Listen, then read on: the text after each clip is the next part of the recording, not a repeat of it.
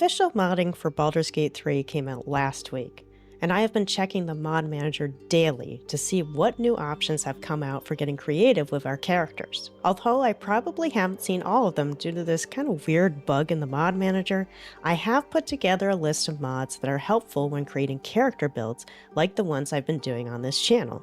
For instance, more hairstyles, a new race, a new class, etc. So here's a selection of the ones I have found to open up new opportunities for character builds. Please note, sometimes the mods do funky things in games, such as one glitch I experienced where non-human characters' faces kept showing up with black streaks all over them in cutscenes. If you want a bug-free experience, you will want to either steer clear of modding or test them out one at a time. Let's start with some good old customization options. I have a bunch installed, but I'm just going to go over the categories I think are most relevant. One area where BG3's customization has really lacked is available faces, or heads. So I've been snatching up pretty much every official mod I've found for adding more options, and here is what I've found so far. Lydia's heads. Dark Seldarine. 8 new heads based on the Dark Seldarine to body 1 and 2. Juniper head preset.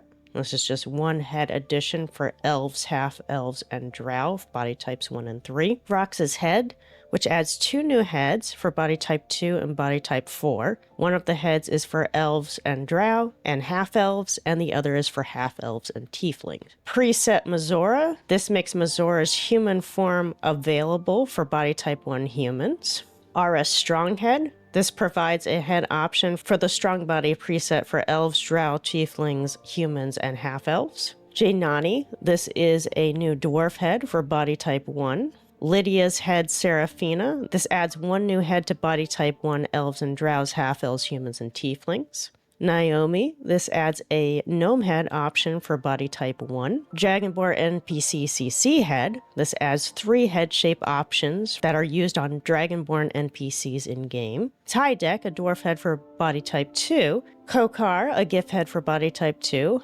Simple head for a human body type 2. Medusa's Muses. This adds 4 new additional head types for body type 1. Like V-Elf and Drow head preset, this adds 1 new head type for elves and drows body type 2. And Faces of Faerun, that adds 4 additional faces for character creator. It should be noted that some of these mods do not have custom icons yet, meaning that the head option might show up as one of those odd squiggly icons. Also, as you may have seen, some of these mods require the improved UI mod, like the one we're on right now, and it will list this as a dependency if it is required.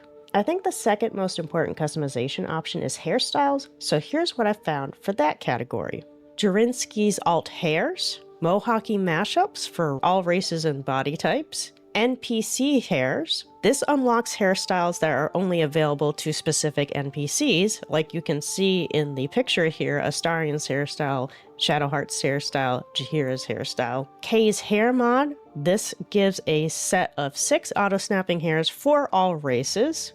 And Medusa's hairs. Hairs for body type 1. Just like with the head mods, a lot of the hair mods don't have custom icons yet either, and some do require the improved UI mod. There are other customization options that you may want to look into, such as more options for eye colors, hair colors, makeup colors, etc., so be sure to give the mod listings a thorough search. Next up is race and sub-race options. This is pretty limited at the moment for character builds, but here's a few that I felt opened up opportunities. Elemental Power Jasi. This mod brings a completely new playable race to the game, which will work great for characters that are focused on elemental abilities. The sub-race options are fire, air, earth, and water. Astro Elves. This is a sub-race for elves that could work really well for sci-fi character builds. It should be noted though that this one seems to have a bug in it, as one of the sub-race features is coming up as not found. Werewolf. Now you will not find this one on the character creation page because it comes in the form of a potion. You can also make your allies werewolves. Now, you may be tempted to use this to make Jacob from Twilight, but I urge you to look into less cradle robbery options, such as Professor Lupin. Now let's take a look at class and subclass options. I'm going to leave out a few options that I feel are overpowered and therefore really only appropriate for character builds of deities, demigods, etc. Mystic class, plus an expansion. I've been trying this one out and it's pretty cool, although I feel like it may get overpowered in later levels. This class focuses on psychic damage and abilities, so it would be a good choice for character builds where the character uses a lot of mind control tactics. The Celestial Warlock subclass 5e rules. This sorcerer subclass allows you to focus on healing and radiant damage, which opens up a new option for character builds that focus on light magic, but perhaps don't quite fit in with cleric or paladin. However, this will have much fewer options for radiant and healing focused spells than cleric or paladin.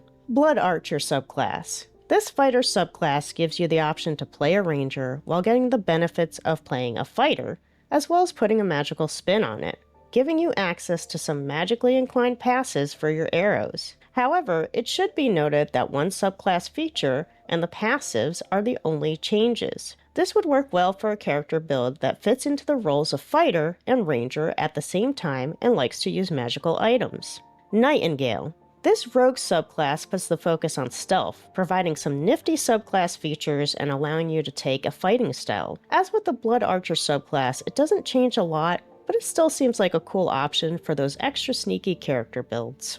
Witch class. At first glance, this class just seems to be a mashup of different spellcasting classes, but you quickly realize that the way it's mashing up those classes is really clever and opens up opportunities. For example, at level 2, you get to choose from 3 subclasses: Herbalist, Frost Witch, or Hex Witch.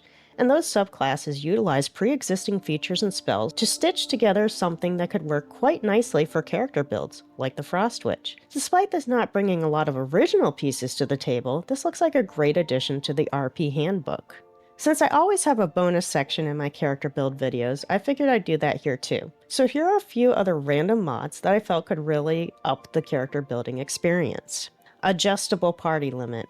Want to bring the entire Lord of the Rings Fellowship on your BG3 adventure? Well, this mod allows you to do just that. You can bring up to 15 party members, and it works in multiplayer if your friends are also using the same mods. Faerun Colors. This mod just adds a bunch of dyes to your character's inventory or traveler's chest, depending on if you're starting a new game or using it in a pre-existing game. These are really cool colors that can bring a whole new level of detail to your character build by customizing armor and/or camp clothes. All camp clothes and dyes. Want to have the best wardrobe selection for your character? How about having every camp clothing item plus a bunch of dyes? Another great way to get your character build looking as close as they can to the source of inspiration, provided via 4 containers upon entering camp. Haunted Instruments.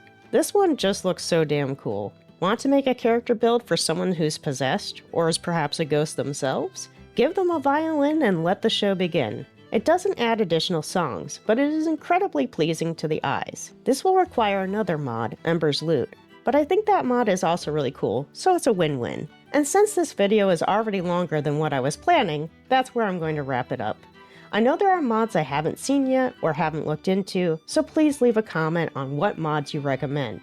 And if you haven't already, please consider subscribing. We're on our way to 1,000 subs. Thanks for watching.